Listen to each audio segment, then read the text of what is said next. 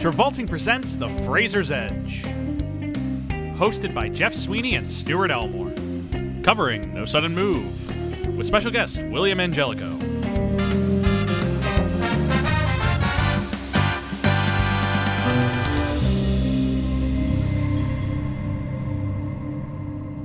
Let's try it. Yeah. Whoa, Stuart, stop. Stop. No sudden moves, all right? That was so There we are. dumb. There we That are. was so dumb. I'm offended by that one, actually. That might have been the worst one yet. It might have been. I got a bad one for you next week, though. Oh, yeah. Already thinking about These are it. that premeditated. Only next You week. can't even have the cover of I just came up with it. I've had 2 weeks to I think about I it. usually come up with them on the spot, but next week's has been in the crawl for a little bit. I mean, I'm just trying to think. It's like, we were trying to go watch this one movie, but no, I can't even. I can't. There's no good intro for this. Yeah. I don't know. No good intro, but there is a good movie. There is a good movie. This is, hey everybody, welcome to the Fraser's Edge. Yes, welcome back to Trolls Presents The Fraser's Edge, the only show in America covering an actor's filmography from start to end.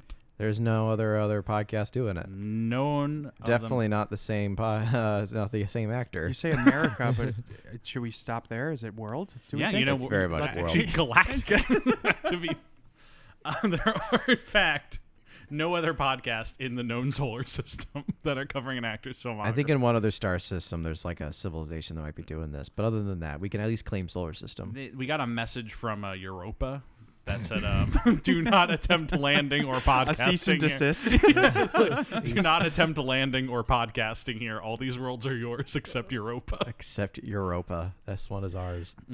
But yeah, we actually get to cover a good movie. This is Yes. our first movie into the new era Yes. of Fraser's Edge. Which, like, we kind of loosely called the Arturus Return. I'm open to changing that. Oh. Not like in a negative sense. This is a new change of tune. Well, I'm like, should we just call it, like, the comeback era? Like, should we make it simpler? Arturus Return has a nice little, like, It does have a nice ring to has it. a nice ring to it. Yeah, I kind of, because, like, we are covering 3 of those back to back to back. Yeah. And so far, it's been nothing but bangers. Yes. Well, we'll talk. Not this week, but Next week was a banger. we'll talk about it. We'll talk about it. Yeah, so Arturus Return, comeback era, whatever have you. We're out of the doldrums Yes. for Fraser's Edge. We are done covering the worst movies you've ever heard of in your life. Well, 2 weeks ago, we covered... Secret of Karma. Yeah, have Yeah. you seen The Secret of Karma? So I was just no, I have not, and I was just looking at. I really- wanted to look at the before and after of Yeah. No Sudden Move, and I pulled this up. I cannot believe the poster, and I don't know where to begin. It looks like space. It looks like space. There is a propeller plane that looks like an evolution of what the Wright brothers had thought, and then Brendan Fraser is wearing some sort of. It looks like a galactic Egyptian headdress. Well, you see, he's clearly, obviously, he's playing Animus, the intergalactic creator of story. Okay, understood. Now I know where you got that cease and desist from. Yes. The galaxy. Well, so quick, no sudden or Secret of Karma corner. That episode was a discovery in and of itself because we discovered that movie is directed by Milan Friedrich, who is what did we determine he actually works in? Was He's it like a businessman. He's like just a businessman. Yeah. Who made a lot of money and decided he wanted to go into movies. Yes. And so his whole website is him being like, I have an office at Universal down the block from Steven Spielberg. Oh no. I have worked with Brendan Fraser, Denise Richards. And he's just listing all this stuff off. And then, like, you dig deeper into his website. And it's like, I will explain to you how to open your mind to the concepts of the universe. Oh boy. It's like a It's multi-level... Scientology, Yeah. Teriology, it's Milan Friedrichology. Yeah. Yes. And that's where Secret of Karma, all of those intersect. Yes. Yeah, Okay. all there. That movie is explaining his theories Okay. on the indomitability of the human spirit. Did you watch it on the Roku channel with commercials? I did not. I paid the $2 to rent it because I said I simply cannot commit this much time to this movie. if I'm already going to be bombarded with this man's own commercial ideology, I cannot watch the Cracker Barrel commercial 15 times throughout the process. Cracker Barrel commercial's all right though. It's fine. It's totally fine. Like, it's a better movie than The Secret of Karma, but Yeah, it is. But we are not here to talk about The Secret of Karma. we are not. Because we have good karma on our side. Because we get to cover No Sudden Move. Yeah, a good movie. A good movie. So yeah, we checked back in with Brendan after The Secret of Karma. It's the last movie he was in. He is essentially taken his 5-year sabbatical from major motion picture acting. Kind of, went through some self-discovery and self-improvement after his, surgeries and divorce and a lot of other personal issues. And he comes back and he does, Line of Descent, Secret of Karma, Poison Rose, just as a way of, like, reestablishing himself in the movies. And then the tide turns. I feel like with COVID, do you remember this in 2020? During, like, the height of COVID, there was kind of like a renaissance. Yeah. Just like in popular perception. I feel like a lot of people went to comfort movies during COVID. And a lot of that was The Mummy and George of the Jungle. A lot of people went back to The Mummy. Yeah. And I felt like The Mummy would just like that's the year where I really just started seeing a populist like reevaluation of that movie. Yeah. Being like, this is so much fun. Like, this is everything I remember from my childhood. This is a real like light in the darkness right now at the height of this. And, it led to, T-shirts. There was a song called Brendan Fraser is Back, amongst several others. And at this time, he gets cast in this movie. Mm-hmm. No Sudden Move, directed by Steven Soderbergh. Yeah. He also gets cast in The Whale kind of around the same time. Right. And so the immediate perception of this is that, Brendan kind of, he paid his dues with those 3 previous movies in a literal sense. And now he's getting noticed during this like kind of populist reevaluation of his previous career. People are like, where's that guy at? He should be, in movies. And I want to emphasize, even though we're not covering it, the legwork that Doom Patrol kind of did for this, the DC HBO show. Yeah. That did a lot of work at just like kind of reevaluating his image in a popular sense.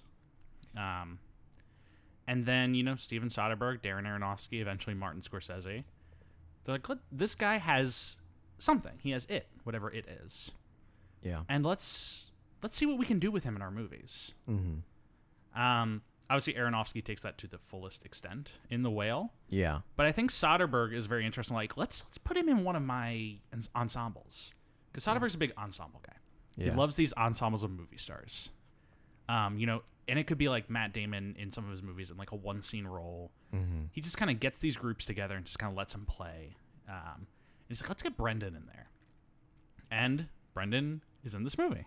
Yeah. And I think he's pretty dang good in this movie. He fulfills the job to its greatest extent. Yes. He's having a lot of fun. There's Yeah. no ego on his end of having what is objectively a pretty small role in the movie. Yeah. But he kind of fills the role with a lot of character while he's on screen. Yeah. Which is what you want to see from a guy like this. Yeah. You don't want to see, like, Travolta, for example. We talked about his fatal flaws. He just keeps taking lead roles in bad movies instead of supporting roles in good movies. Yeah. And I think Brendan kind of gets that message. He's like, I need to see where I am a utility player. Where am I of best utility to the story that's being told? Yeah. And in this movie, he's like, you know what? I will gladly take on this, like, essentially, like, 6-scene role. Yeah. As, like, a mob capo or a lot of it over the phone. Mid-level enforcer. Oh, but he's so good on the phone. So good on the phone. Best phone. That's some of the best phone acting I have ever heard. Yeah. It's really the way he sort of chameleons himself into, like, you think this guy is just someone who's, an underling who's sort of playing between these two parties, but what you come to find out is he actually has more power. Yeah. And I think for him, it's very meta. I hate that, like, saying that, but it is like him as Brendan Fraser coming back at this time. We discover this character is way more powerful than we thought he was. And that's very, astute with, like, his career is like, you're kind of undervaluing Brendan Fraser at this point. And 2 years later, he wins an Oscar. Right. Yeah. You're kind of undervaluing him, and you're like, I can't believe Brendan Fraser's doing a, like, the like 8th bill person in this movie, and they're like, no, Brendan Fraser's good in this movie. Right. Yeah. He's bringing a lot to the table here. And he hangs with everyone he's dancing with in that movie, Yeah. and in heavy scenes with Don Cheadle and Benicio del Toro Yeah. and Ray Liotta. Like, Yeah. come on. It makes you really excited for Killers of the Flower Moon. Oh God. I feel like he's gonna be kind of in the same like 8th build. Yeah. But he's gonna have like his like 3 or 4 like really good scenes, and then probably won't see him for the rest of the 2/3 of the movie. But those scenes, But though. those scenes, though, you know. And this is where, through most of the doldrums era, that we, especially when I was losing my shit watching Hairbrained, I was That like, was another one I glanced over. quite possibly the worst movie I've ever seen. It's in contention. Well, last time I was on it was the PlayStation graphics one. Yeah, Oh, that movie is Sinbad. So is what's worse? better than Hairbrained. That movie at least is. Wait. No, Jeff. Hairbrain, you can look at it and not want to vomit at least. I feel like Sinbad would give you vertigo and See, seizures. Here's the thing. Sinbad is funny about how bad it is. Hairbrained is trying to be funny and failing drastically. At least with Sinbad, when I'm watching it, I can every now and again. When I'm watching Hairbrained, I'm like Googling the Geneva Conventions, and I'm like, what am I legally allowed to do here? Okay, but well, have you seen or heard of Pawn Shop Chronicles? No. First act kind of good. The fact that guy will say first act kind of good, I do not take his word for movie advice at all. Okay. That movie is that movie is detestable and evil, but the first act's kind of funny. See, no, no, not even. 2013. It's a really bad, Yeah. really morally reprehensible. Yeah, reprehensible is a good that word Brendan for it. Fraser is in. Okay. That he probably would rather us all forget. Yes. Another ensemble or an attempt at an ensemble. Yeah, he plays an Elvis impersonator. That movie is no. trying to be what if Pulp Fiction took place in the South? Yeah. It's basically what it is. Okay. Yeehaw. Yeehaw. Okay. But he, he moves very suddenly up the chain, Yes. and then gets into this movie, no sudden move. Yes. That was the worst version of that I've ever heard in my life. Well, it's better than like Stuart, no sudden move, stick 'em up. It's better than that intro. The hell.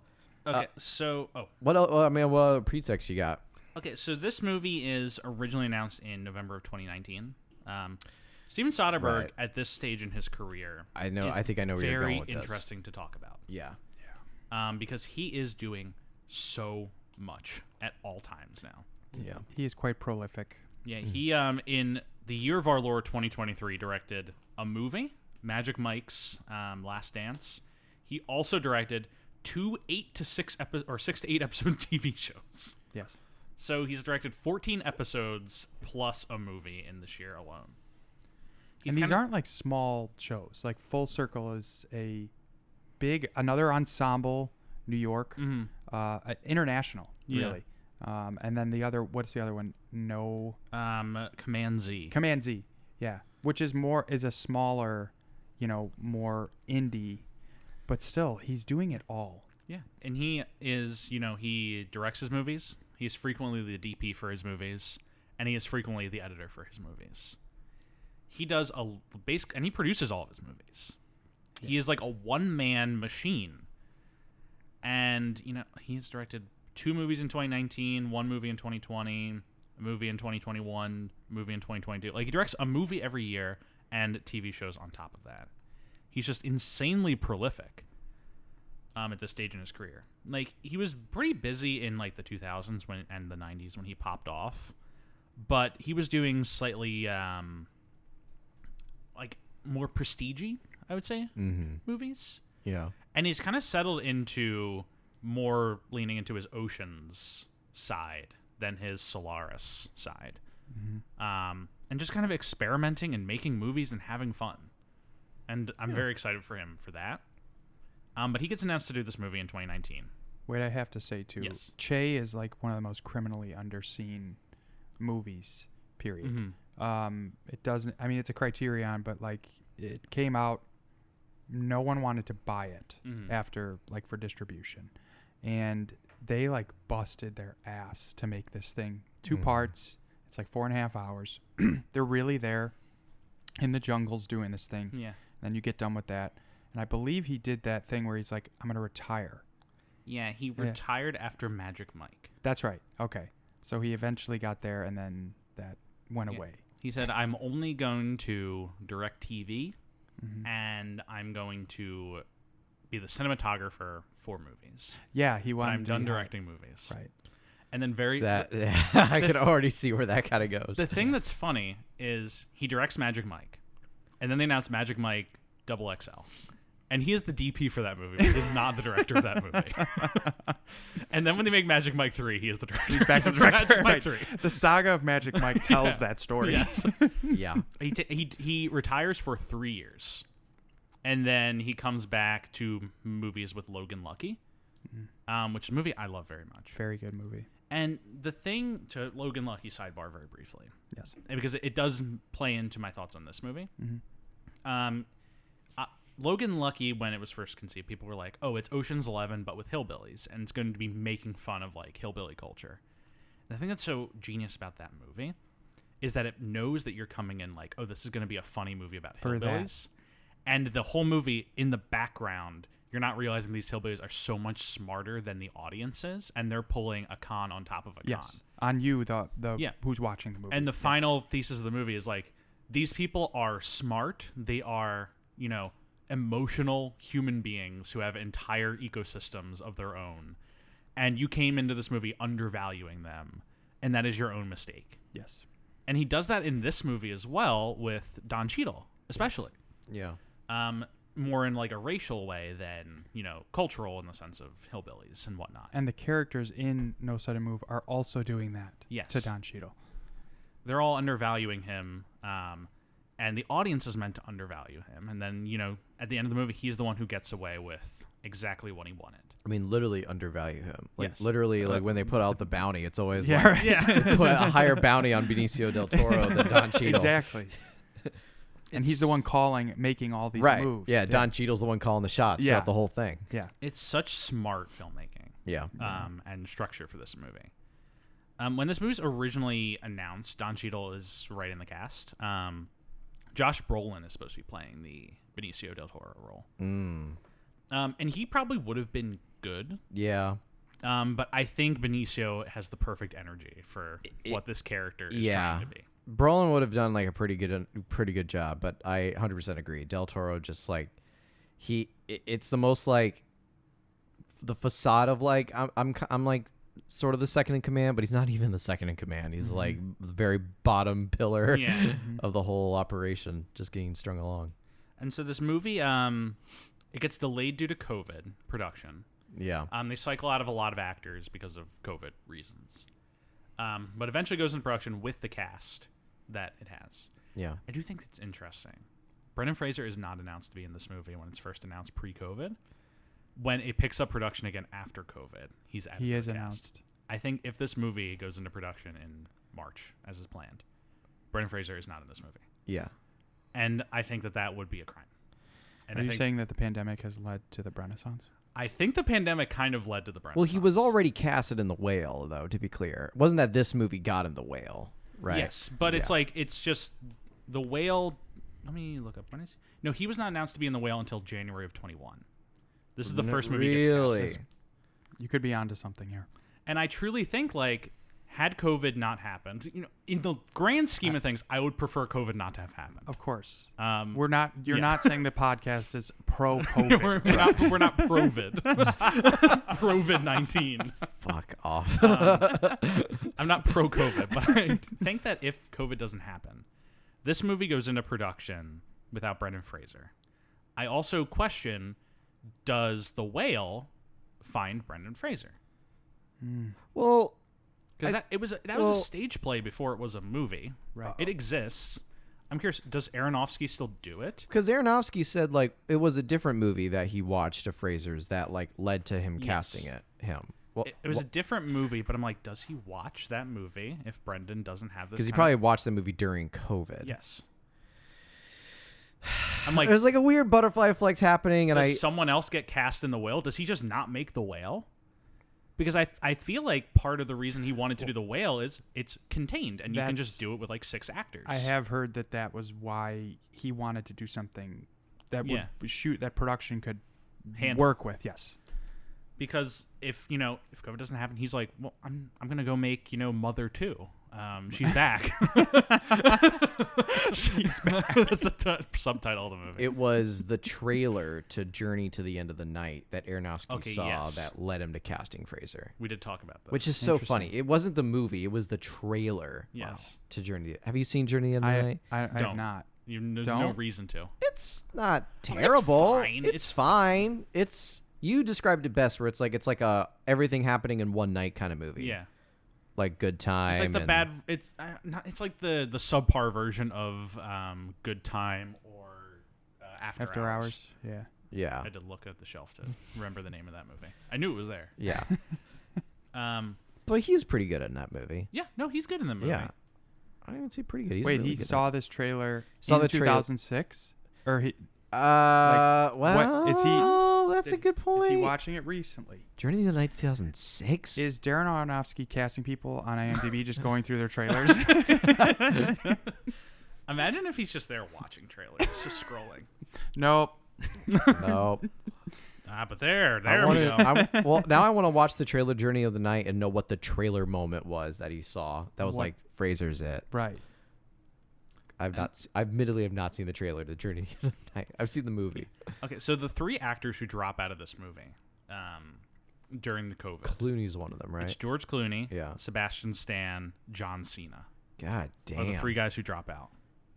Obviously, Sebastian Stan Of is The Whale? replaced from No Son of Move. Sorry. Oh, okay. Yeah. Obviously, Sebastian Stan drops out is replaced by Kieran Culkin. Oh, That yeah, is so for sure. obviously Yes. the role Yes. that Sebastian Stan Yes. was going to play. Yeah. I'm deeply curious. Do we think John Cena was going to play this character? I think John. Wait. Do you mean the Jones, Culkin- Brendan Fraser. Fraser. Oh, That's what I was No. thinking when you said that. I'm deeply curious if John Cena was supposed to play this role. I don't know why it comes into my head because I can't see anyone playing Frank but Ray Liotta. But for some reason, I can think of John Cena playing Frank or the David Harbour's character, It could be that. Well, Matt Wirtz. I can see him. I know, but then he's like such a threat to them. Right. You know, like Physically. David I even Harbour was in this thinking movie. he's pretty big too. Like Yeah, because David Harbour in this movie, like, we all know him from like Stranger Things as like the tough sheriff. His physique, though, and the way I love David Harbour in this movie so he's much really good. because he does a good job of making him seem like to put it in like the best way possible, like as beta as possible. Like but it's David Harbour. I know, and he's actually plotting, doing things behind our backs that we don't know. Exactly. Yeah. And he does a really good job. It's a very interesting casting choice. Because you think like who can I cast that can put on the facade of being like a weakling man who doesn't Accountant, have a spine. that's just a number Right. pusher. And David Harbour, like genius choice. The It thing is a about David genius choice. Harbour is that he is so good. He is. He is really good in Stranger Things, and then he is great in basically every movie that I've seen him in. And he deserves Hellboy, yeah. He deserves better material than what he's getting right now. Because folks, have you ever heard of We Have a Ghost? We Have a Ghost? It is a Netflix original movie that came out this year. And Stuart, I'm going to show you just one still from this movie. That's not Oh real. my That came out this year. It came out God. this year. It is just disrespectful what we are doing to this man. Very good. How is he in Gran Turismo? He is so good in Gran Turismo. Of course he is. Gran Turismo, a movie that is so much better than I thought it was going to be. Okay. Really? It's like it's not like the best movie ever. It's like a soft on second base 7. You said it would be good for me. You said You would love this movie. I would love Gran Stuart. Gran Turismo Are you ready for this, Will? is a movie about a kid who sits around and plays Gran Turismo all day, and he wants to be a racer. And his dad is always like, "You can't be a racer, son." And he's like, "I can be a racer, Dad." And his other brother is like an actual athlete, and he's the one who the parents like more. He's like, fuck. "I'm gonna go be a racer." So he signs up to be in David Harbour's like training camp. and David Harbour becomes his surrogate father during this. Fuck. And then he Yeah. reconnects with his real dad, Yeah. who finally tells him, Yeah. "I'm proud of you, son." Yeah, God You don't damn need it, to see the calling movie my anymore. shot. You don't need to see And they it now. play the music from the end of Heat. They do not play that song. I know, it's Moby. Yes. And they play that. And he's like, "I'm proud of you, son." And I'm like weeping in the theater. Yeah, you're so true. I Stuart, you would probably would love I Gran would Turismo. probably love this movie. Um, Fathers and Sons just hits. It's also a true story. Yeah. Yeah. based on a true story. No, As is- that's a document. It's basically a documentary. I don't think. Have you seen the standee that they're putting in some theaters for that movie? I have not. Please show. Oh, do you have a picture next to it? I can You look- always take your pictures next to your standees. So this is, I'm not kidding you, an actual standee that was put into theaters for Gran Turismo. For the listener at home, please Google Gran Turismo standee. This is like just something you would see at an AMC. Like What? What is that? They printed out the entire Variety review for this movie and put it just on a standee. That's great. That's And What? changed the title from Gran Turismo to Gran Turismo Based on a true story. That is not the subheading. That is the actual title of the movie. It's Gran Turismo based on a true story. okay. Fuck. Imagine you So- walk into the AMC and You're like, this is hang on, what I got to read this thing. you miss the opening of your movie because you're just in there reading the entire standee. Oh my god. Is there any other pretext for no sudden move, Jeff? In typical Soderbergh style, they start filming this movie on September 28th and they wrap on November 12th. It's like a 5-week shoot. Wait, can I? Ed Solomon needs a shout out. Yes. Are let's you shout gonna? out Ed Okay, Solomon. good, because he is quite the writer, and he's doing a really good show right now that gives contributions to people who are trying to keep it together during the strike, but also some crazy titles that he has written: Bill and Ted's, Men in Black. Come on, Now You See Me's, and Full Circle, the most recent series as well. Yeah, he is incredibly prolific. Yes. And a lot of good stuff too. Oh wow, I did not. Oh, the original Super Mario Brothers. Come on, damn. Ed Solomon is also has been getting fucked by Sony for 25 years, who is still claiming that Men in Black is not a profitable movie, and not paying him his royalties, even though it has spawned 3 sequels. It's What yes. the fuck? Yeah. Hollywood accounting is alive and well. That's fantastic. I do think that's all I have in terms of pretext. The movie gets made and it comes out on HBO Max. It goes to Tribeca Film You said it starts filming September 2020? 28th of 2020. Okay. Wraps November 12th of 2020. Because there was a one tidbit trivia piece where they said, like, because with Soderbergh having done Contagion, that like they had Yeah. like CDC folks on the set Yeah. monitoring all the stuff, and it was a David Arbor. I don't know what magazine interview it was, but he was just talking about like, yeah, I mean it's Soderbergh, so like we're getting live updates on the vaccine and shit, Yeah. and how much he called it kind of perfectly. The DGA, as soon as this happened, called Soderbergh. No shit. Yes, to sort of like figure out what the hell do we do here. This is the only guy who knows this because of everything he did for of Contagion. a movie he Yes. made. He's Yes. also just a cultural omnivore and just knows everything that's happening. Yes. And to the extent, he consulted on the DGA and like AMPTP like COVID procedures. He also directed the Oscars that year. I did not know that. Because they're like, who the fuck who wants to direct the Oscars during the COVID year? And he's like, stuck his hand up. And so he directed the Oscars, put together COVID rules, made 3 movies and 2 TV shows. Oh my god. Steven Soderbergh is the personification of the never let them know your next move Yes. meme. You can't pin him down. All of these things are so different from one another. Yeah. And you're saying never let him know your next move, but he's kind of saying no sudden moves. I set you up. I lobbed you that Never one. back down, never what? Never give up. Never back down, never what? Never give up. Would we like to delve into the plot of this movie? Yes. Do it. To start talking Let's about go. it? I want to shout out Wikipedia, who has an incredibly extensive summary of this movie. I can remember the movie pretty well, but there are just a lot of moving parts to it, so this will be good for the skeleton of the conversation. So we start off right away with Don Cheadle, the lead of the movie, playing Curtis Goines. a normal name.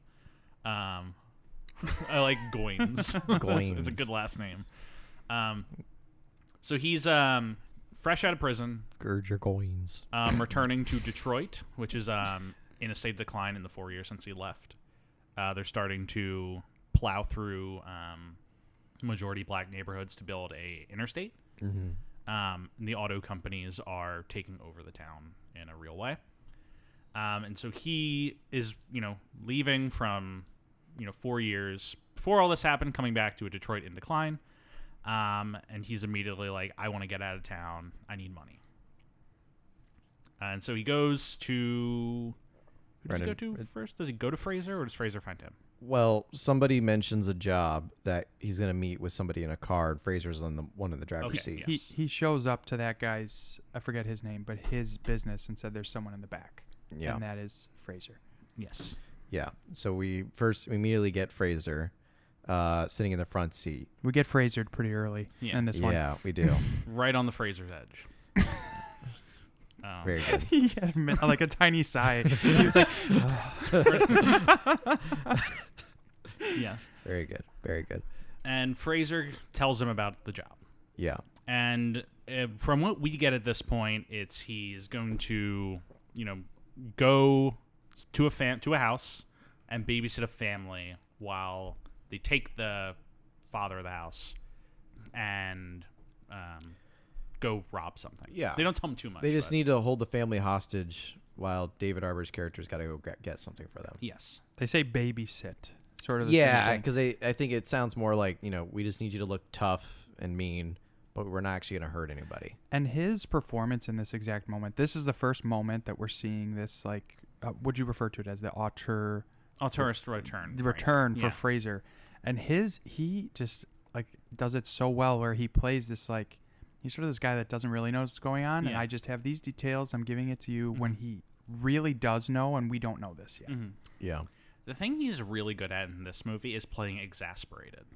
Yes. Like, like in the context of the movie, like he's playing a mobster, but he's basically what this movie is overall thesis. What he's basically playing is just like a middle manager who is just trying to finish the project he's Yes. working on, and he's getting really annoyed that all of his employees aren't performing exactly like he wants to. Yeah. He just wants to get this project done so he can go home and drink a beer.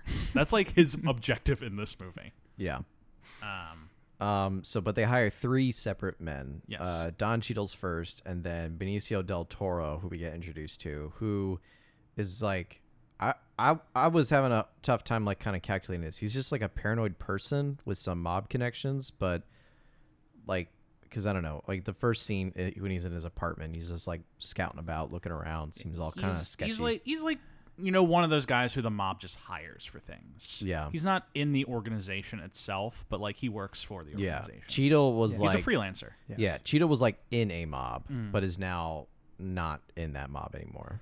I think a big thing this movie is trying to accomplish is drawing the parallel between the mob, business, and the police.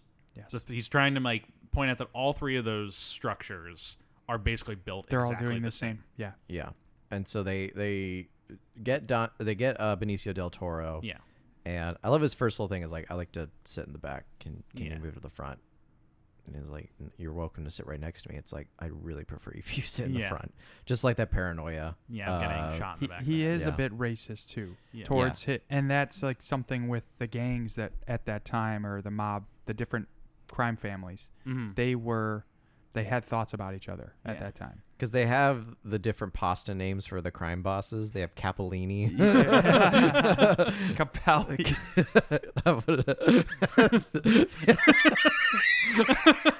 Mamma mia! Tell me I'm wrong. Mustacholi. they have like Aaron Capolini, and then they have Robert Stromboli. Like Yeah, right. those Yes. are the 2 main. Yeah, it is weird when Travolta from Lonely Hearts does walk into this movie. I am gonna look up the real name. So it's like Capelli is one of them. Capelli. and then Watkins is the Bill Duke character. Yeah. Oh, shout out Bill Duke. Yeah, Shout Watkins, out. Capelli, and Watkins. Yeah. Bill Duke, underrated director as well. Really? He has directed some Deep Cover is one of the best movies. Oh, shit, he directed Deep Cover? Yes. had no and then idea. The Killing Floor, which is like is really good too. But also his presence in this too was like so. He only needs you need to have a frame on him for a second. You get all of the power that he has. He plays it perfectly. Yeah. People around him playing it. Yeah. Scary. One of my all-time favorite recastings in a movie is Bill Duke is in X-Men: The Last Stand as Bolivar Trask, the guy who creates the Sentinels. He was then recast with Peter Dinklage. A very clear one-for-one Oh my god. match.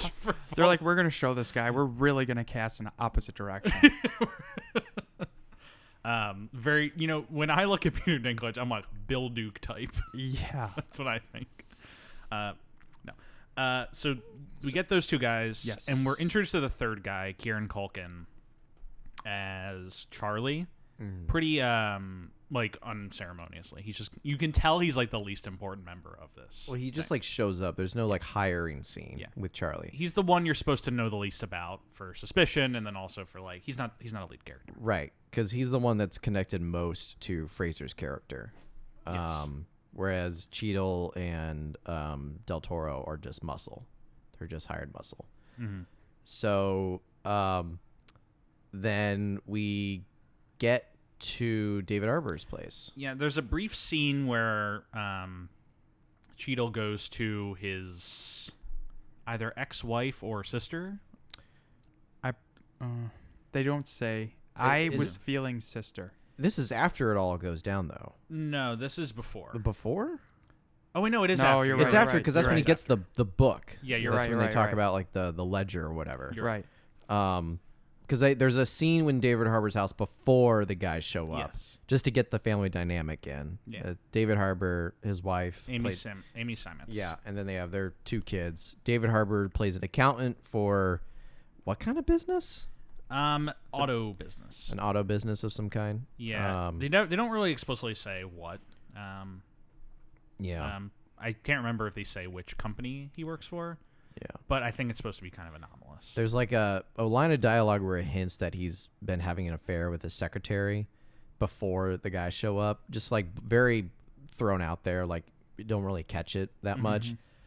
Then the guys show up, and they're wearing these masks, and they pretty much hold the whole entire family up at gunpoint, and that's when they lay it out on David Harbour. It's okay, my two guys are gonna stay here while you and me are gonna take a ride to your boss's office, and we need that file that's in the safe.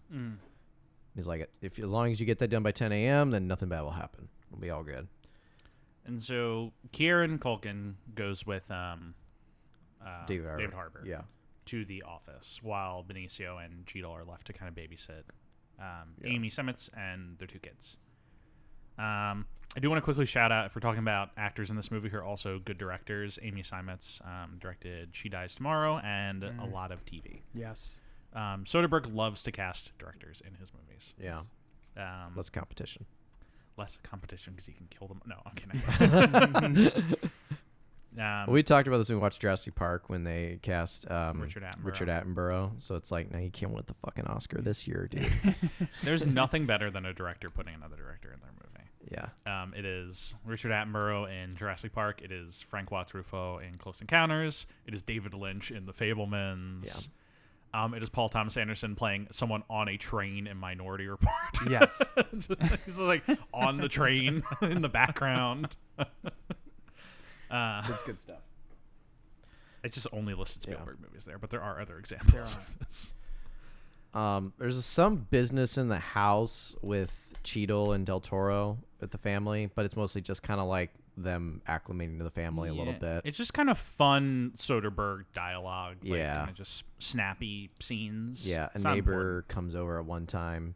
I thought there was a moment where I thought when she gives the bird feeder that there was something going to be there about the kid was just going to ask to walk home from school and not there's nothing. The bird feeder has nothing to do with it. And then the kid would get the bird feeder to her mom, and her mom knows, oh, if she gives me the bird feeder, that means something's bad happening in the house. Like I was totally like thinking. Well, clearly what happens is she puts the bird feeder out and the birds eat it, and then after a few hours it reveals a message Right. underneath all the Right. feed. Yeah. I was thinking like, okay, how is Soderbergh going to try to trick me in this scene? But there is no trick in this one at least. But that is basically all just like, it's not essential to discussing the plot, but it's fun stuff. Yeah. Important point of this movie, I was never bored watching this movie. Yeah. There's no scene of this movie feel where the I was same like, way. even though this is kind of like objectively fat in regards to the movie, it's like you like it. It's like the good fat on the side of the steak that gives flavor to the rest of it. Yeah. Yeah. So we're at the office. Yeah, with Harbor. And Culkin. The scene is so funny. I love this scene. Yeah. He goes in. He's freaking out. Yes. I'm trying to figure out who the actress playing the secretary is. Keep it going. But he gets into his office and then sneaks into his boss's office. But going to his boss's office, he has to come across his secretary. Is it? I'm trying to find the name of her too. But so they're clearly having an affair with each other. And because she's like, you told your wife? Because she sees him, and the first thing she sees is a disgruntled David Harbour, like sweating, panting. He's like, oh my God, you told her. It's like, no, I didn't tell her. Yeah. And he's like, what are you talking about? I told my husband or whatever. And it's like, yeah, we'll talk about it later. But she is insisting, like, by the way, where do you keep the combination of that safe? By the way, it's like, none about the combination. You tell me. When are you going to tell your wife? And it's like, I really can't think about this right now. Right. Like, this is life and death. The scene is so funny. Yes. And then the end of the movie makes this so much funnier. Yeah. Yeah. Because, like, to jump ahead, they were both planning to steal the document already. Yeah. And sell it to another auto manufacturer. So you're like, imagine you make this plan, and then suddenly one of your co-conspirators comes on, I gotta steal it today. I gotta do it. If you don't help me, I'm gonna lose my mind. Because I think in this scene, there is bits of this dialogue where once you finish the movie, you get, they're actually talking about the car they're going to take to California with the document. Yeah. Oh, they're colluding. But in the first scene, you think, like they're just having an affair and they want to drive away together or something like that. And so eventually he like rips off the combination, goes to the safe, opens it, and there's nothing there. It's empty. And she's like, yeah, he brought it to his house. In Ohio. Yes. Northern Ohio. And so he's like, oh God. So he gets an envelope, puts like some fake papers in there. And I'm just like, what is he doing? And the worst scheme. And he gets in, he first calls Fraser through the payphone, and Fraser tells him, and Culkin's like, all right, just meet me at the house afterwards. No, wait for me to call. Yeah. Go to the house and wait for me to call. Yeah. Have you guys ever seen The Informant? Yes. No. It's another Soderbergh movie. Essentially, imagine the David Harbour character, played by Matt Damon. Oh yeah. As an informant for the corn, FBI. right? That's the the lysine price fixing conspiracy. Yeah. But that comedy, like, there was a lot of those comedic moments in this thing, which was actually like kind of dark. Yeah. Yeah. In No Sudden Move. Soderbergh, like, he has this like genre that he likes working in, where it's like dark comedies about the evils of capitalism, and I would include this movie in it. I would include The Informant. Yeah. Contagion, probably. Logan Lucky is in it, because totally. They're all movies about like goofy characters getting embroiled in like these vast conspiracies. But Harbour is giving a very Matt Damon in The Informant performance in this scene. Yeah, where it's like, I'm just gonna put some papers in an envelope and pass it to the mob. Yeah. Well, and Fraser does a really good job in this phone conversation, because he says, go to the house, wait until I call. Yeah. And he leaves it off where it's like very like, at the surface level, you think he's saying like a very disarming way. It's like, okay, well, it's handled. Then go to the house, wait till I call. But then you let it fester in your mind, like, wait a minute. Because then all this stuff builds up, like, get the family all in one room. It's like, wait, why are we getting all the family in one room? You're supposed to wait till he calls. The phone starts ringing. And like his mask. He leaves his mask in the car. Leaves his mask in the car. Like, all these things, like, build all this tension. It was genius, like, suspense work. Because Harbour at one point, or Amy Seimetz says to the kids, they're wearing masks. They're wearing masks, means they don't want to hurt us. Yeah. But then Kieran Culkin leaves his mask in the car. And Yeah. you're like, oh shit. Oh shit. You know what that means. Yep. And then the phone starts ringing, but then they're ignoring the phone, and then it's like, get all the kids in the room. And it was such a good mass build of suspension. And eventually Culkin draws a gun at Arbor. Yeah. And then Don Cheadle Shoots him. in the head. And Kieran Culkin is killed. Just dies. Tragically for us all. Yeah. As the phone is ringing in the Yes. house. Yeah. And then we get the best Fraser phone acting sequence of all time. Yes. Because he's like, you should pick it up. And then it's the wife picks it up first, I want to say. Yes. And she's like, hello. And it's like, wait, who is this? Give me Charlie. I want Charlie. And he's like, Charlie's not with us right now. And he's like, what? Okay. Put like, the guy on. Put the guy on. And so it's like, They put Harbor they on. put Harbor on. And he's like, I want to talk to Charlie. He's like, he's indisposed. Put the other guy on. and then it's like Del Toro is like, yes. It's like, you're still not Charlie. And then he like says like he didn't come in with the guy, and he's like, what do you mean you didn't come in with the guy? I know. Oh, just put the guy on. And then Don Cheadle gets on. It's like, this is where you said like he just like middle management. He's just so exacerbated. And He's so annoyed that he's So dealing like, with like okay. a manager. fuck it. Just meet me at this restaurant with the goods, and like just kill everybody there and meet me at this restaurant. Yeah. Including the Including Del Benicio. Toro. Yeah. Yeah. And so then he hangs up, and immediately their plan is like, all right, so you're going to call the police. You're going to tell them that Culkin broke in and you shot him in self-defense. And he's like, what do you mean I can't do that? It's like, yeah, here. And he gives him the gun and points him and shoots 2 more bullets into Culkin. Yeah, this is like the big like error. The one like big error that Cheadle and all them make is he picks up Culkin's gun and shoots him with Culkin's gun. Yeah, exactly. Rather than leaving him a gun that could be his gun. Yeah, he could have just given him his gun. Right. And that does kind of lead not to Cheadle's downfall, but to some people's downfall. Yeah. Right. And it's also like, you know, they all have that talk with the family, and you're like, pack your bags, everybody. Like, we're not going to talk to anybody. And so then Del Toro and Cheadle leave, and they take Arbor with them. Yes. Because he's like, where is the document? And he's like, it's at my boss's house in Northern Ohio. It's like, well, then you're coming with us to Northern Ohio. Oh no, wait. He says There is a gap. I'm gonna call you. Yeah. And when I call, you're gonna help me. Yeah. So this is where they go to the. We don't know if sister or. Yeah. Okay.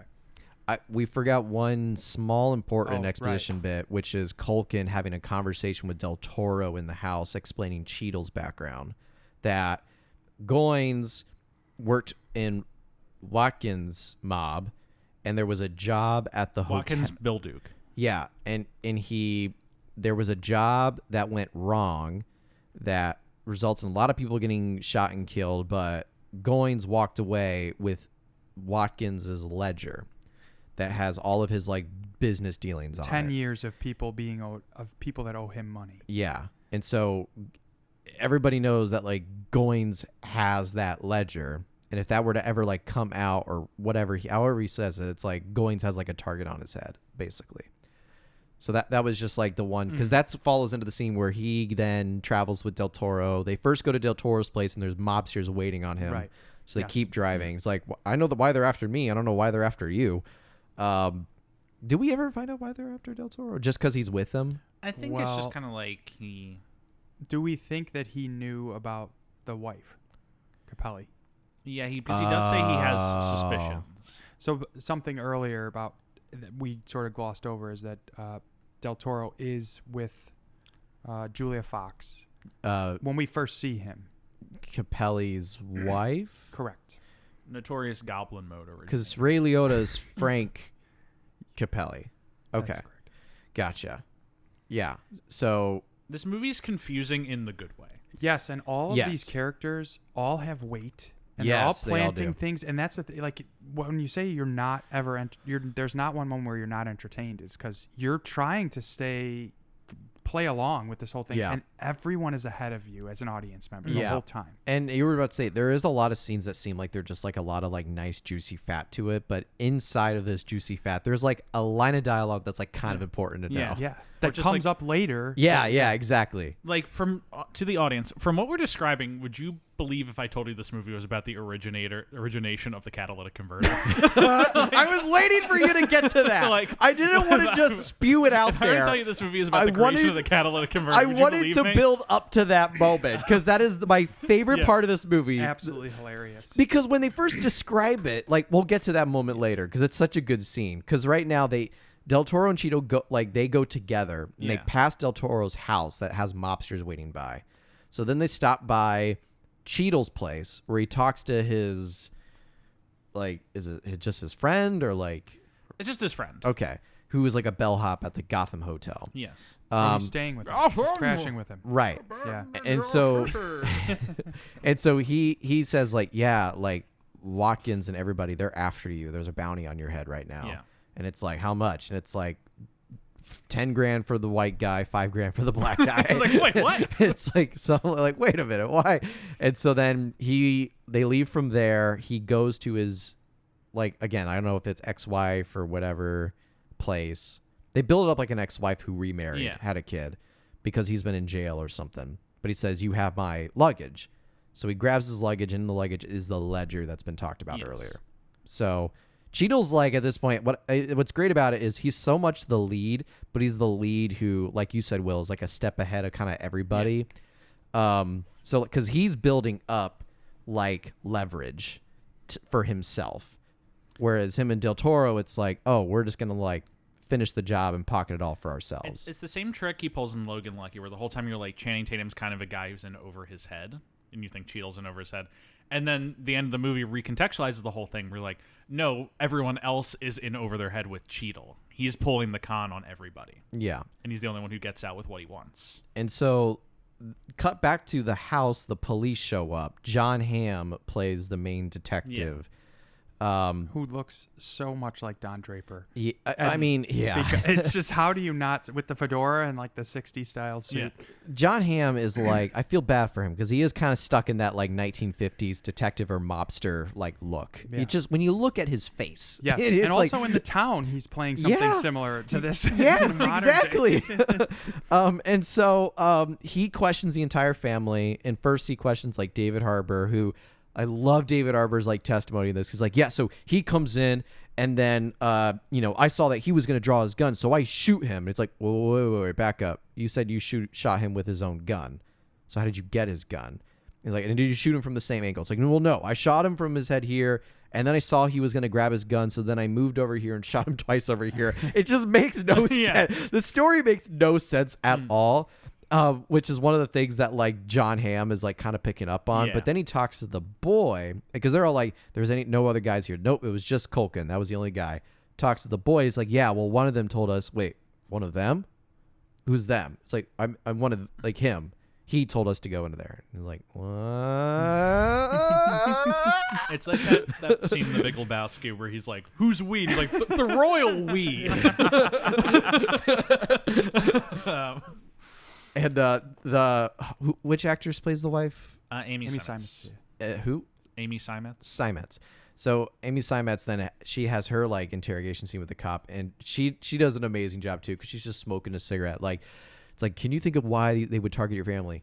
Because they don't like happiness. Like, I loved that line. it was so good. So then I think after that, I mean, it's basically like Harbour drops his family off and links back up with Del Toro and Cheadle. yeah, And they head to Harbour's boss in Ohio's house. yes, And get maybe the funniest scene of the movie. I love this scene. Like, very clearly, Cheadle and Del Toro could have just walked in the house and held a gun at the guy's head and said, get us the document. But they're like, no, we're going to make Harbour do it. Yeah. Yeah. And so he walked into his boss's office and is like, I love my job so much, I'm willing to get fired for it. And just starts beating up I'm his going to boss. punch you, sir. He's he like, says. sir, and he takes off his jacket or loosens his tie. It's like, I'm going to have some physical activity with you, sir. Well, you said it. He's literally like, I'm going to punch you, sir. And he just starts punching. He's like, I'm sorry, sir. I'm sorry, sir. I love my sorry. job I so love my much." job. I love my job. Eventually he gets the document. Which is like that's the movie right there. Yeah. It's doing things you don't want to do and yelling you love your job the entire time. It's beautiful. Beautiful. But they do get the document. They head back and they drop Harbor off. Yeah, meanwhile, John Hamm talks to the son again, and he's like, people really don't get in trouble unless they start lying. Yeah. And you said them. He's like, oh, I said him. It's like, nah, you changed it to him. Yeah. I'm usually go with your first instinct kind of guy. I'm only saying this word for word because John Hamm just is always doing a good job. Did a with really this. good job of playing that. He's like, so why? And then he like confesses and tells him like, okay, there were more guys there and blah blah blah. Tells him the whole thing. Mm-hmm. So then it's, I think the next scene it's like it's raining and they wait, they call Fraser at some point. Yeah, they call Fraser to set up a meet. Because they kind of like... Sorry. No, I thought it was Capelli. Oh, it's Capelli. Because they're going to try and... Sell it to both, kind of. Well, not yet. They're going to try and sell it to Capelli. Okay. And then it gets... When they're there, that's when... Fraser shows up. Yes. Yeah, right. Because they're talking and they're like, Fraser is a middleman. He's not the guy who orchestrates this. And so they said they're going to call Capelli and mention the documents to him. And depending on his reaction, that'll tell them all they need to know. Yeah. If he's interested or if he is just like, nah, I don't want any involvement in this. And Del Toro is more connected to Capelli than Yeah. Cheadle is. So it's Yeah. Del Toro who talks to him first. Yeah. And there's like the insinuation that Del Toro is having an affair with Julia Fox. Julia Fox, Capelli's wife. Yeah. And Capelli... It's just, You also don't know in that conversation, like, who knows what. Does Yeah. Capelli know if there's really an affair, or does he... And then, I don't know. There's just so much of that duplicity going Yeah. on the whole time, in every interaction. Yeah. And it's so, and the thing that's so genius is like you think Capelli knows that there's an affair going on, and he's like, yeah. and he's like, my wife told me that you guys are having an affair, and so Del Toro like cops to it, and then after Del Toro leaves, he goes up to Julia Fox and he's like, he told me you guys were having an affair. He admitted it. Yeah. And then he beats his wife. Yeah, he beats his wife. Yeah. Then it's the restaurant scene, I think. Yeah, so Well, he calls Watkins though. Cheeto calls Watkins at some point. yeah, Yeah. Or is this after? No, I think you're on. I think what happened is Watkins tries to set, or Cheeto tries something up with Watkins, but in the meeting with Capelli, Russo, Del Toro, tries to also set up a deal to screw Cheeto.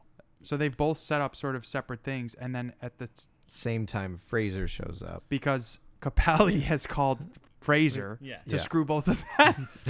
So, like, the scheme at this point is basically, Cheadle is going to make good on his debts with Bill Duke by paying him with the money he's going to get from selling the document to Ray Liotta, Yes. playing Frank Capelli. But Liotta calls Fraser to get him involved in it. Yeah. To rip off both Del Toro and Cheadle and get the document without having to pay it. Because do we know who hired Fraser? It was Matt Damon, right? Yes. Yes. It was Matt Damon who hired Fraser, who then hired both Capelli and Watkins, who then hired their own guys. Yes. Like it was like, and that Matt Damon even says it later in the scene. It's like it starts with him, and then he hired this person, who hired this person, who hired this person, Like and somehow the low bottom pole got all the way up. To Yeah. Matt Truly Damon. confusing in a good way. Yeah. Like, Wait, so was sorry to sidebar. Do we think George Clooney was gonna be the John Hamm character, or he was definitely either going to be the John Hamm character Or Matt or Damon? the Matt Damon okay? character. Yeah. The thing that's fun about Damon, and I was going to wait until we got to him, but I'll just say now, Matt Damon's uncredited in this movie. I was gonna say Yeah. I don't. No shit. Yeah. He's uncredited, and he and Soderbergh are friends. He does a lot of Oh, Soderbergh yeah, Another movies. interstellar moment. Yeah. He's so good in Interstellar. and Thor 3, And Thor Ragnarok. Oh We're my just constantly being surprised by Matt Damon being in the movie. It is my understanding that Matt Damon is a guy who loves doing cameos. It's like his favorite thing. Because he's like, you're telling me I can be in a movie, I only have to work 2 days, and I get to travel somewhere? Yeah. Like, sign me up. Yeah. As long as, like, you're like it's a competent production, Matt Damon does an insane amount of cameos. Yeah. He's in Deadpool 2 in that's right. unrecognizable prosthetics as a hillbilly for Yeah. one shot. Fantastic. Like, okay, I've brought up Matt Damon's filmography. I'm gonna tell you. Sidebar for this. I'm gonna count how. No, this is no longer a sidebar. You've steered the train off the tracks. I am gonna count from 2017 onward the amount of cameos he has done. Okay. I'm gonna put some music in. Wikipedia does put cameo next to the name. Oh, perfect. Okay. In Thor Ragnarok, he played Loki actor, cameo. Unsane, Detective Ferguson, cameo. Deadpool 2, Redneck 1, cameo. Ocean's 8, Linus Caldwell, cameo in deleted scene. Jay and Silent Bob reboot, Loki, cameo. No Sun and Move, Michael Owen, cameo. Thor, Love and Thunder, Loki actor, That's right. cameo. Yeah, he's Like, it is all just like, Yeah. that's like cameos. He loves it. It's fantastic. And It's I love fun. that for him. It was cool to see, and I had no idea, obviously, because he's not, built. But when they open the door and he's in there, it's like, oh wow, this is going to be an awesome, meaty scene. Yeah. That they're meeting with the head honcho. Yeah. And it's just them two, and also that's set there. Well, I don't want to skip ahead. We'll get to there. I will just say I got spoiled that Matt Damon was in the movie. I didn't know what role though. Yeah. Okay. I didn't know like when he was gonna come in. I was kind of waiting for it, and then when they opened the doors to that And you're like, boardroom, of course. and I'm like, oh fucking course, that's Matt Damon. Got you again. So the dinner scene. Yeah. Yes. So they link up at this dinner place with Capelli to ascertain, like, Capelli brings the money. I think they're... It's like 50 grand or something. yeah, like 50 that. grand or something. Yeah. And they're And going to... they both think, Cheadle and Del Toro. both think that they're asking a lot Yeah. for 25 apiece. Yeah. Yeah.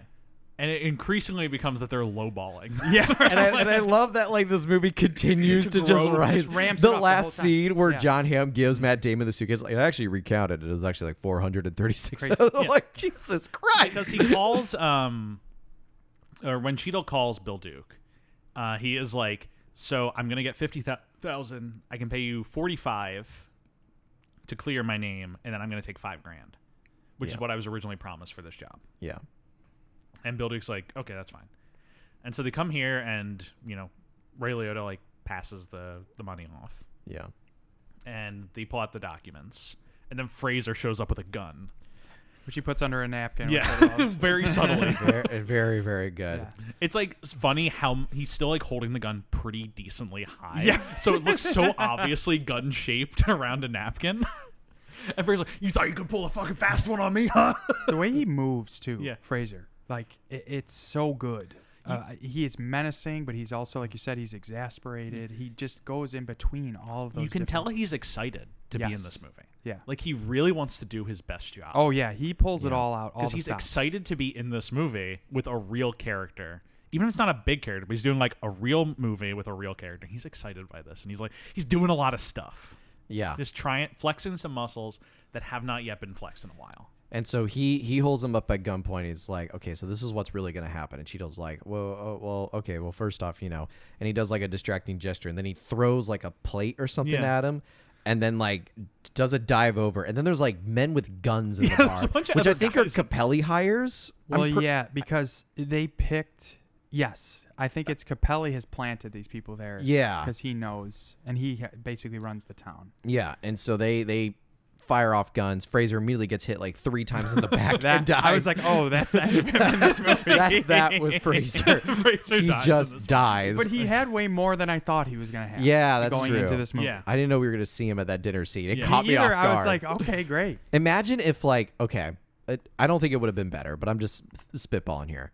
If that first scene in the car, which is the only other time we see Fraser's face, if he was like covered in some case, maybe not wearing a mask, Yeah. but like maybe he just like You had only like shoot him from the back. like like the detective where you have the fedora and like your Yeah. collar up and it was like kind of hiding it, and then it was like, but you hear the voice and you're like, do I? Yeah. Does that voice sounds familiar? And then we don't get the face reveal when we get the phone call voices, and you keep thinking it's like, still wait a minute, it's like yeah. I think I kind of recognize that voice, and it's like, oh my god, finally I find you guys, and it's Brendan Fraser who sits in the diner. That would have been pretty That of a would've cool. been pretty cool. That would have been a pretty cool reveal. But then he would have just died. Right away. It makes it even better. I'm glad we got to see his face in the first scene. I am glad. Well, so did you guys see? Did either of you see Beau is Afraid? No. Oh yes, Richard Kind in that movie, where the entire movie he's just on the phone. absolutely. And I'm like, okay, so they're just using Richard Kind as a phone voice. That's so good. That's so funny. He pops up in the last scene of the movie, finally in person, and it was such a delight. Yes. He's like, all right, so here's what we're doing. Instant recognizability Yeah. on the phone. You know who it is, and I was like, oh, that's a beautiful stroke. And then, of course, now I'm going to see him in person, be his grand self. I love Richard Kind. He should be in this movie. Okay, but So Fraser gets Fraser's shot, dead.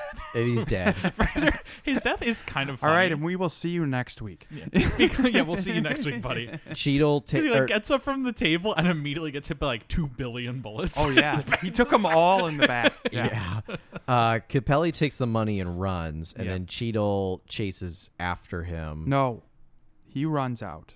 He takes the paper, runs. Or Cheadle runs? No, Cheadle chases him, but Del Toro looks in the suitcase, and it's fake. It's just like Paper shredding. paper shreds. Oh, right. But right, he right, now right. has the half of the Yeah. document. Yeah. I believe. And Yeah. So they go after Capelli. They get the documents from him and get him to like cop up the truth Yeah. of the matter. At that point, because the truth changes quite a bit in this movie. Because they catch him out by the car. Yes. And they just beat him up and Yeah. toss him in the trunk. Yeah. And then they call a number. How do they get that number? Capelli gives it to them. Capelli gives Ray them- Liotta does cop like who he's Oh, working that's for. right. That's right. And he's working for Naismith, who's a Studebaker executive. Yeah. Yes. This is when the movie makes the turn into being the best thing ever. Yeah. right. And so they call that guy, and they're planning to ask for like their 50 grand. And they're like, "How much would you pay to get this document?" And Naismith's like, "The original deal of 125,000." And she's like, okay. It's like, yeah, That's right. 125 sounds right. That sounds perfect. And so they make a deal that they're going to hand off the documents to the Studebaker executive, Naismith, Yeah. in the lobby of the Gotham Hotel. Capelli escapes at this point. Yeah, out of the trunk. Yeah. When he gets home, he is killed by Julia Fox. Again, this comedy that Yeah. comes up, you're like, I loved it. Yeah. And also the retribution for her. Yeah. You know? She gets, her vengeance, retribution, and he gets, written out of the movie. Immediately, yeah. This movie is very efficient that when a character is no longer needed, they quickly cut them out of it. They're shot in the face and gone. Yeah. It happens many times. But how does Damon get involved though? Because I know how they get Naismith, which is who's not Damon. So, yeah, you probably have it. You No, wanna- you jump in. So they make the deal with the Studebaker executive, and then they go back to Harbor's boss's house, and we get the best one-line line Oh, is that right. the When they wife's go like, back to "Should Ohio." we-" They drive an hour back to Ohio. They drive a full hour back to Ohio, and we cut to inside the house, and the wife's like freaking out. He's like, "Don't worry, those men. There's no reason for them to They come back." got what they wanted. And then Cheadle and Del Toro walk into the room. And the wife's like, "Oh, fuck, we're back." And they're like, "Who are you working for?" Oh, that is perfect. Yes. And he's like, "All right, I'm working for Lowen, the head of the, the car." CAA.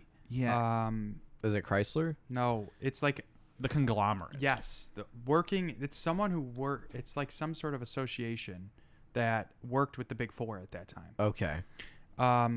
But before this moment, they're like, wait, we're going to bail on Naismith and go to this other guy. And or Russo says that, and Cheadle, Goins is like, no, we're just going to add. So they're going to try and dupe 2 people in different areas of the Gotham Hotel. That is the plan at this moment. Yeah. That Naismith is going to, in the lobby, get hustled by Bill Duke. And then upstairs, they're going to get their money. Yeah. For a total of $500,000. Yes. Because they get the money from the guy in Ohio, or the number from the guy in Ohio Yeah. to call Damon. Lowen at Damon. Yeah. And so they go, they set up this grand scheme. What is going on? Yeah, it's like I said, it's so confusing, but in a good way. Yeah. It's Soderbergh going back to Ocean's 12 world. Yeah. Yeah. Ocean's 12 may be the most incomprehensible movie ever made. But you're having such a good time, you do not care. No. Yeah. At some point, they're just like, Julia Roberts So is many great faces you're just seeing. Julia Roberts is playing herself at one point in that movie, and also the character she is playing. It's like, what is happening? Bruce Willis comes in. He's like, "Hey, it's me, Bruce Willis." Wait, what? They show up to Gotham Hotel. Yes. And they first Gotham, and they take control of your hotel for good prices. The pool is open 12 Just gonna hours let him a go. day. Just keep. yeah, you can't cut him off. You can't cut him off. You just gotta have to let him like keep Continental breakfast 7 to 10 every morning. 7 to 10. That's pretty good actually. That is pretty long. Most like it's like 8 to 10 or I know. 7 to 9. I'm It's guaranteed. like a to miss 2-hour it if I window. go. Yeah. 3-hour window. That's really generous. HBO in the room. HBO in the room. Wow. Yeah. So they Anyways. get to the hotel, and the first person they meet with is Lowen, played by Damon. And we get this really long monologue from Damon about sort of like, because prior to this, like, I don't know if you guys caught it that it was the catalytic converter right away when he started reading shit. Because there were moments it's like, what is this? It looks like a thing for an exhaust. Someone says muffler. It Yeah, looks they like say- a new muffler. Yeah, it's like Yeah. a new muffler because they don't know what they're looking at, and it's like, and when they call Naismith, it's like, how do I know you got the real document? He's like, the catalytic conversion Oh, of blah blah wait. blah blah blah. Sorry, something just clicked for me, and Yeah. it's so funny. One, they ask him what it's about earlier, Ray Liotta, and he says it's a Cadillac convertible. Yes, it's a It Cadillac. just clicked with me right now. That's brilliant. That's right. Yeah, when he says Cadillac convertible, convertible. I'm like, wait a minute. This is all about a catalytic converter. Hilarious. Nobody knows what they're dealing with here, and they They're don't like, know why. They just wanted a deal. We set up the deal. Yeah, and it's like they don't know why it's that valuable at all. So then eventually Damon says the words like, the catalytic converter will never be made to a degree that can cover all the automobiles and like It can't fit, or it can't be something that everyone can put in a car. Yeah. And the public's not going to know about how much pollution. Yeah. In a Official stance. Ed Solomon had wrote something much more nicer than how I phrased it. Yeah.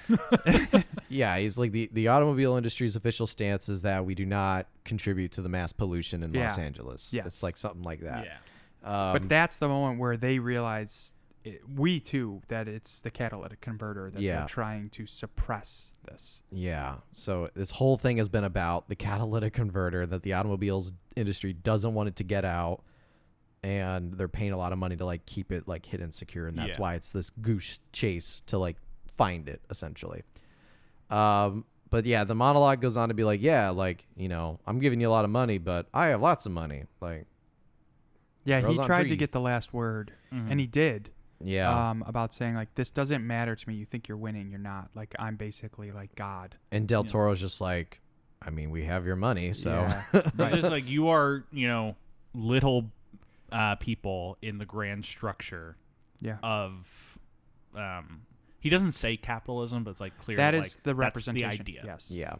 Is it's like everybody is just a pawn in this grand machine, and he's even like, just as I cannot understand God's grand plan. That's right. Yeah. Yeah. Um, You cannot understand. Yeah. Like, yeah. like even I am just like a small part of this grand machine that is running. Yeah. That involves the mob, the businesses, the police, all working together. Yeah. And trying to suppress how much pollution cars is another facet of that, of someone trying to play God. Yeah. Yeah. And so eventually they do give him both halves of the document. They have their money. And then at this point, Watkins and his gang show up and arrive. Yes. And they knock on the door to like the boardroom. Meanwhile, Naismith's in the lobby with another suitcase of money, just kind of waiting. Well, he runs out when he sees Bill Duke's guys. Yes. They They kinda- tell it. They put yeah. their hand on his shoulder. Yeah. And they take the 125 from him. Yeah. I'm sorry, Bill Duke looks so good. In this Oh movie. my He was- God. he- The music behind I him know. too. There's one shot where they do like super low angle and the Yeah. sun is behind Yeah. his head. And it's like Bill Duke is so powerful in this world, he is blotting out the sun. Yes. Very menacing presence. And his voice too. Just like and so yeah, Bill Duke and his guys come into the boardroom with their guns pulled. And Don Cheadle thinks, okay, this is perfect. I'm gonna take all the money plus the That's the plan. 125, Yeah. and we're gonna walk out of here. Connie He says Del sorry. Toro. He's like, sorry, Russo. yeah, you know? yeah, and then eventually they're like, this money's too expensive. I got what I came here for, and they just leave with Cheadle. Yeah. and their half of the money. They leave Del Toro. Yeah. with like the, because it's total together. 500,000. Well, Because- he doesn't have that yet. He does. They took. So he only has the 3-something. The 300. 370. Del Toro takes Yeah. the 375. Watkins takes the 125. Yes. Yes. Got it. But he has 2 briefcases, Russo, because he basically has Cheadle's half and his Yeah. half. Yes. So that's why when he goes down the hall into the room and Julia Fox is there, Yes. and he upends 2 suitcases. yeah. Mhm. Yeah. Very, Very this is, yeah. Very confused. Because I was wondering when Watkins and his guys walk out and they see John Hamm and they have a bag of money. I'm like, wait a minute. Okay. Yes. Who has what I money? think That's Naismith money. yeah, that's There's about Naismith at the end money. of this movie about 550,000. I think is like the total That's the amount of money considered in this movie. Yeah. Yeah. And Because, like, Del Toro gets away with the 375 from Matt Damon, yes. and Cheadle is taken by Bill Duke's guys with the 125 from the Studebaker Naismith guy. Yeah. He's held at gunpoint. He's not going to get any of that money. Bill Duke puts him in his trunk, and they drive off. Well, because there's a great scene where they walk out and Yeah. John Well- Hamm and his guys Oh, are yeah. there. Right. That does and, happen. And you realize that Bill Duke now has his own, Watkins has developed his own version of things where he's now working with police. Yeah, because he's like, there are 2 solutions. All end up with Goins dead. Yeah. You either arrest him now and you start riots in Detroit because this is going to be a race thing, and you know it is. You're going to get like one little promotion and you'll get like $1,000 pay Yeah. raise, and that's going to be it. Or you let me walk out with him. You report to you guys that he found out who did it, but was killed by his own guys. It gets celebrated as a huge victory. You get a massive bonus check, and then everybody walks away happy. Well, he says you get a massive immediate bonus and That's like right. kind of flexes some money. Yeah. He's gonna. I think he gives John Hamm 50,000 as a bribe, Yeah. Yes. Yeah, that's right. Because Yes. yeah, that caters Yeah. into the later scene we'll Yeah. talk about. and so gives John Hamm 50,000 as a bribe. God, Wait, yeah. who gave the 50? Bill Duke gives John That's Hamm right. 50,000. Yeah, because that's how it ends up with him Oh, and my Damon. And I was God. like, what the fuck? I know. Which really leans into a weird character thing on John Hamm's part that we'll get to later. Yeah. So then, John Hamm agrees. They put Goins, Cheadle in the trunk, and they drive off. And then it's Del Toro in the car with Julia Fox, Vanessa Capelli, and they're driving off, and they're gonna they're hightailing it out of there. And we think that they're being tailed by someone in a fedora. Yeah, I did not think it was one of Capelli's men. I thought it was police enforcement. yeah. Law I enforcement. was like either or. Right. It could have been Doesn't Capelli or matter. it could have been Yeah. police. But then they take on an off road, and they're like, okay, it looks like we lost him. And then he's like, what she said? She's like, babe, I got this like champagne bottle to celebrate, and he unpops the cork, and there's a gunshot at the same time, Yeah. and he's like, oh, and I think, he's getting ambushed by Capelli's men from in front of Yeah. the road. He checks, and it's this flask with a bullet, and he looks over, and it's Vanessa holding Yeah. a gun. It's like, sorry, baby, and then Gunshot pops He him. shoots him. He in the goes, head. oh shit. Oh shit. Does perfect. Yeah. And then she drives off, gets pulled over by police, and she's like, oh, I've probably been pulled over for speeding or whatever. The officer says, can you step out of the car? It's like, can I at least know what I'm being pulled over for? He's like, just step out of the car. Opens the other door, grabs the other trunk. It's like, safe travels, Mrs. Capelli, and then leaves. Yeah. I was like, God fucking damn it. Wow. So, I am so excited to get to the last scene of this movie. yes. Um, Well, which one? well, I think, to me, we have 2 scenes left. we should talk about John Hamm first. Yeah. Yes. And then we can do the Cheadle resolution. Yes. Okay. Yeah. Oh, and the harbor. We're gonna do it. Oh, Ham. yeah, that's your So favorite. we're gonna do it. Ham. We're gonna do Ham, Harbor, Cheadle. That's Okay. how we're Yes. wrapping this movie up. Well, that's how it got wrapped. yeah. Yeah. Bet. Also in order of quality about what this is saying about this movie. Yes. Because the thing is like Del Toro, kind of in the grand scheme of the movie, really isn't that important of a character. Well, that's what I was alluding He's to kind at of the just beginning. like a guy. Like John Hamm's more important to the plot and more of a lead thematically than Del Toro was. Yeah. because John Hamm goes to Lowen, Matt Damon. And is like, here's the money that you paid. $325,000 or $375,000. No, it was 40. Because he said 406. I actually counted it, and it seems like you might have miscounted. It's actually $406,000. Because earlier Julia Fox had mentioned that she's bringing all the money that she got from Capelli after she killed him. Yes. And And when s- they go into her bedroom, that is in there. Yeah. All the money. Yeah. And so Matt Damon's like, I guess I must have miscounted. And then he says, and I also have a spare $50,000 that I came across by, Yeah. and hands that to Damon, which to me is like, wait a minute, like why? John Hamm is just so conditioned into He this like is- capitalist society. It's like, honest, you Honest pay cop. Up. Yeah. It's like He's it's an your hon- money. And so Because Matt- Damon even says, I wish I could cut you in on some of this. It's like, it's your money. But he's like, would you like to take a bottle of liquor? And That pick one's- anyone from the And he shelf. That one's That one cost $88. And it's literally like being a worker, Yep. committing years of your life to the executive. Yep. You enrich him so thoroughly, and for Christmas they give you a bottle of wine. Yeah. That is the resolution of Ham's storyline. Is for I all- didn't know if he was going to take it. I was He like, does take he it. does. I'm And I so was- and happy he goes he over and took- he raises his eyebrows like, I'm going to go I'm going to take it. Well, it's like when you do get like a gift from your boss, and like it's the fucking Christmas vacation jelly of the month club scene. Like it's just when you're like so pleased, like wow, my boss does care about me. Not me considering the fact that he's $88 making worth. $2 million more than you a year. Yeah. And you're just like, ugh, this movie. And you're like, how could it get any smarter than this? And then the next scene comes up. Then it's, I know. and then it's David Harbour's Yeah. scene. Or David Harbour, and he like goes and he sits next to his wife. She offers him her cigarette. He takes a drag of it.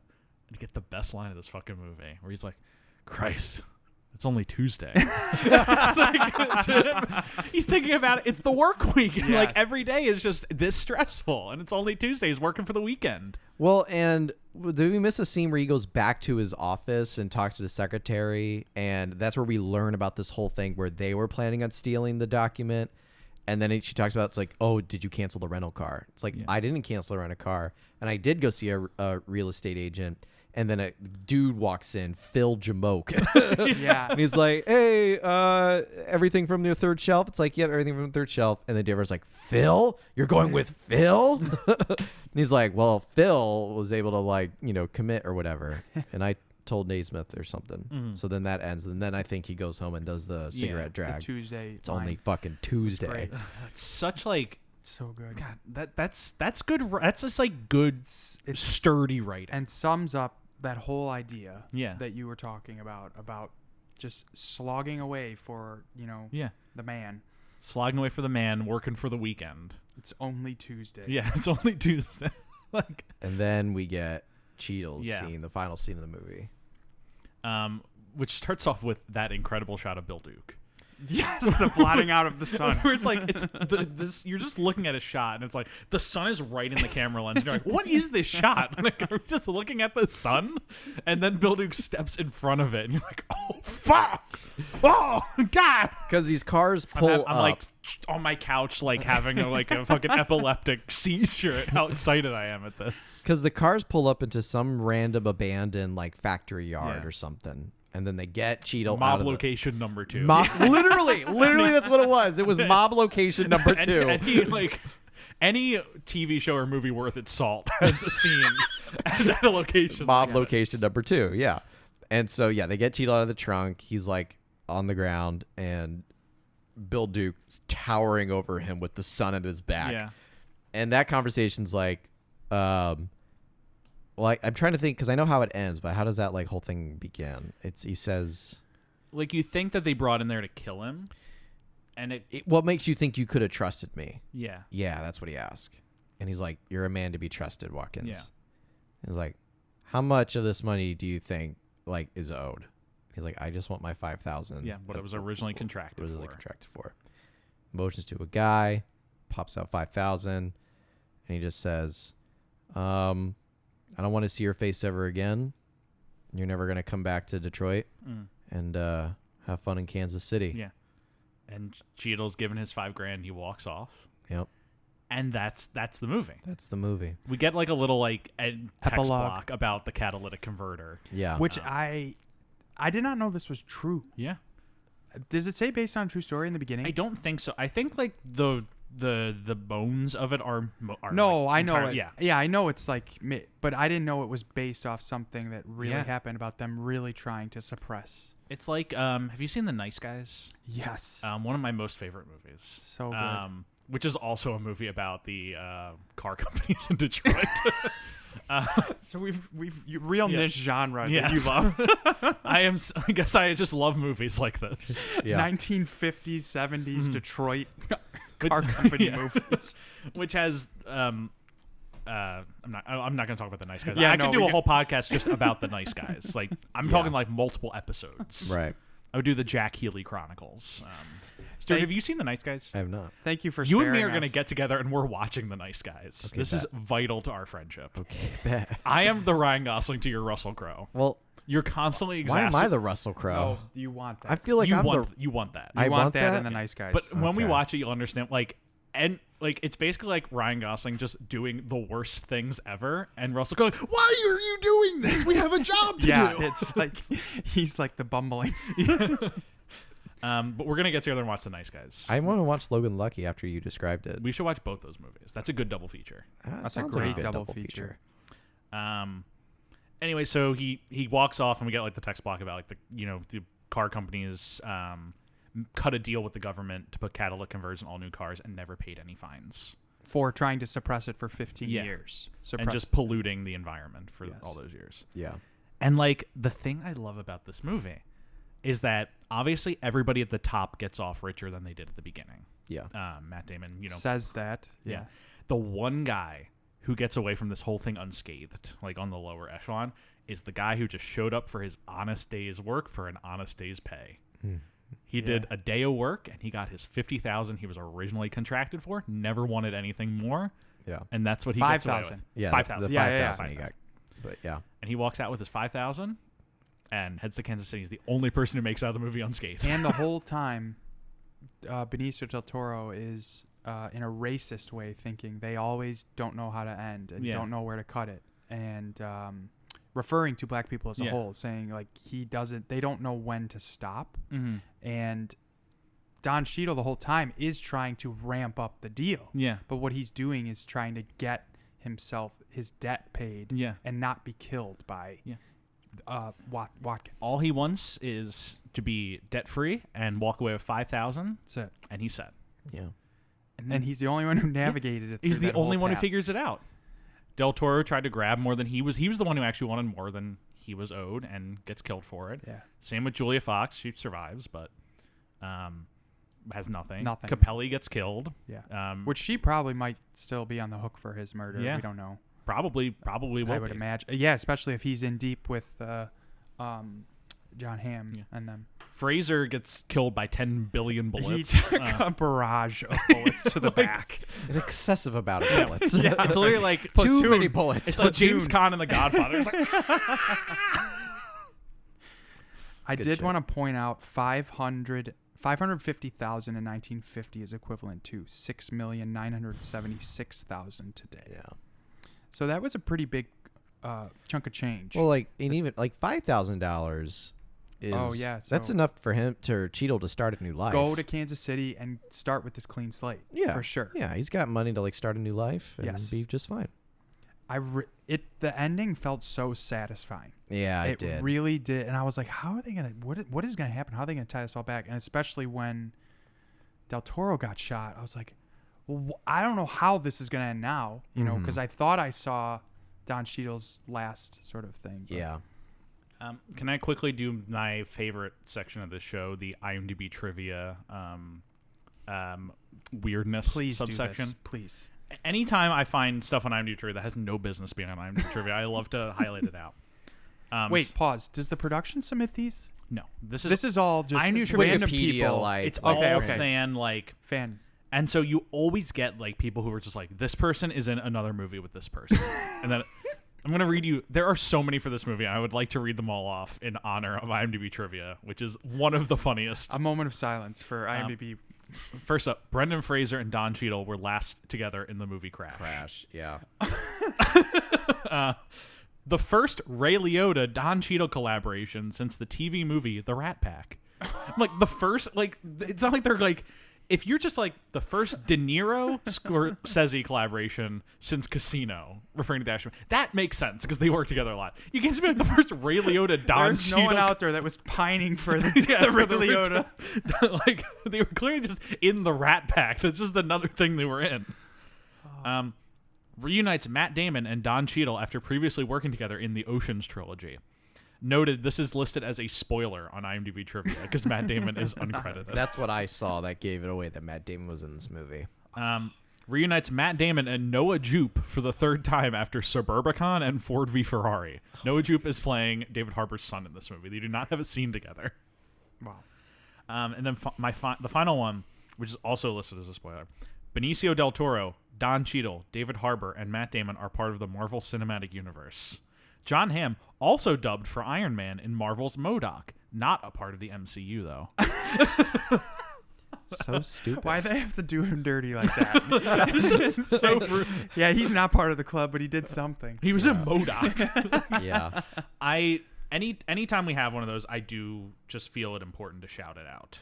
Yes. I think it's fun. Yes. But for post-text of this movie. Yeah.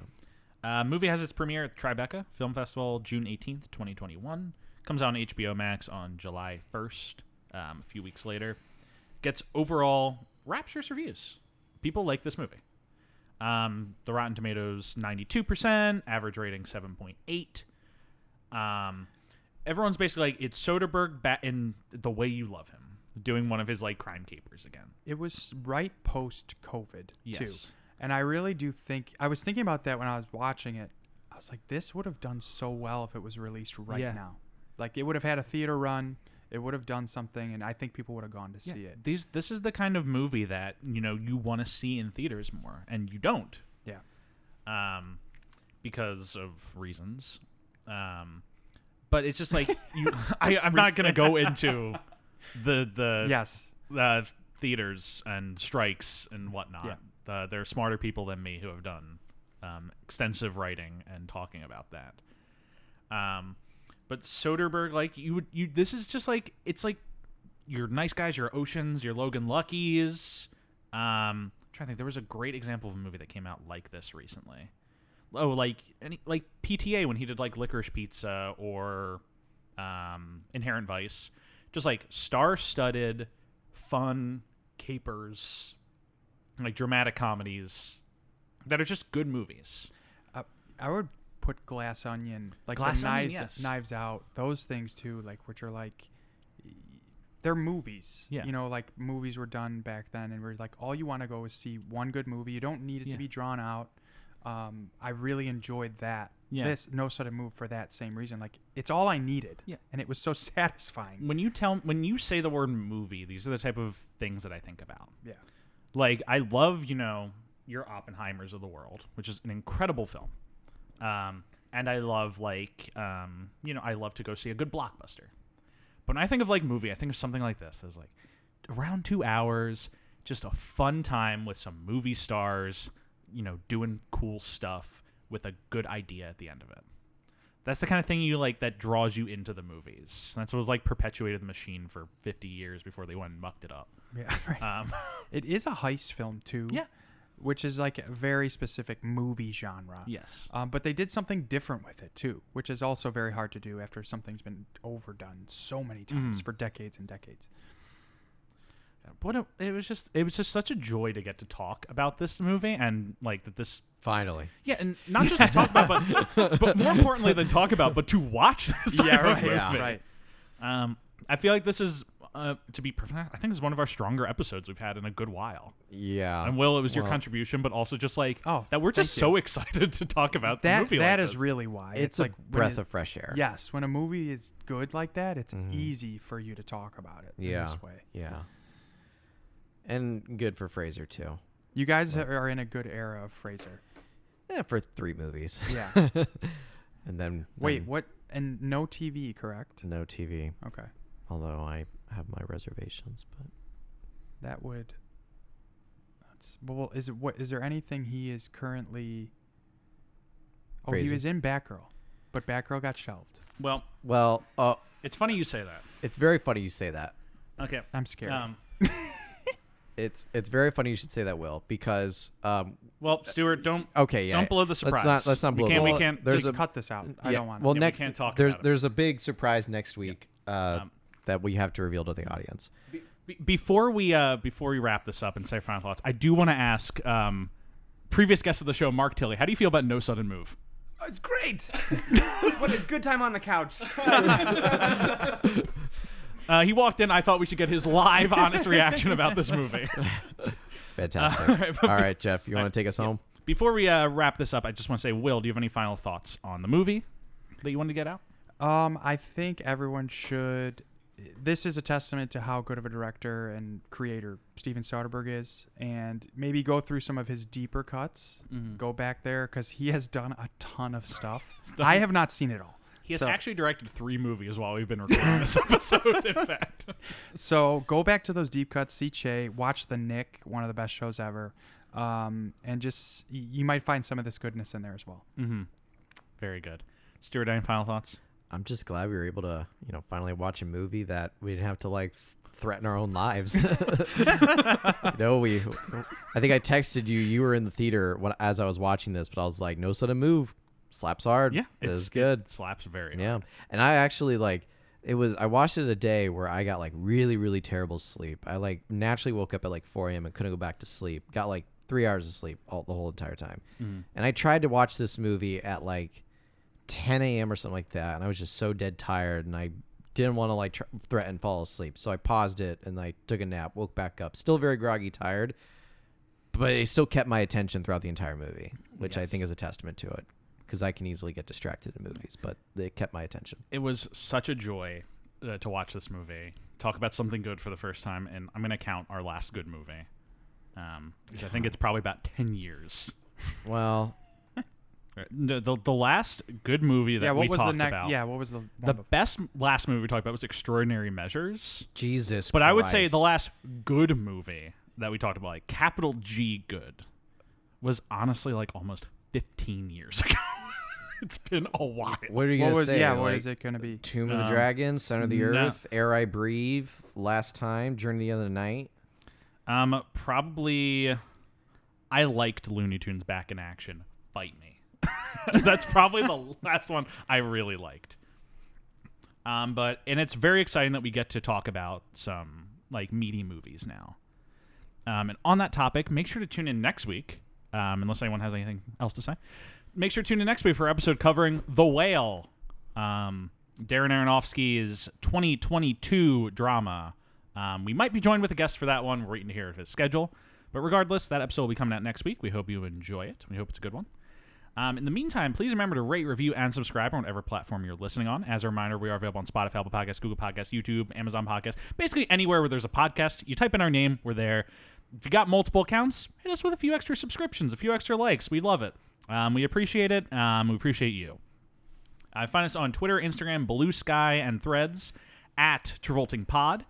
Email TravoltingPodcast@gmail.com. Reddit r/Travolting if you feel like doing that. Find me on Twitter at Jeff W. Sweeney. I'm also on BlueSky. Same thing.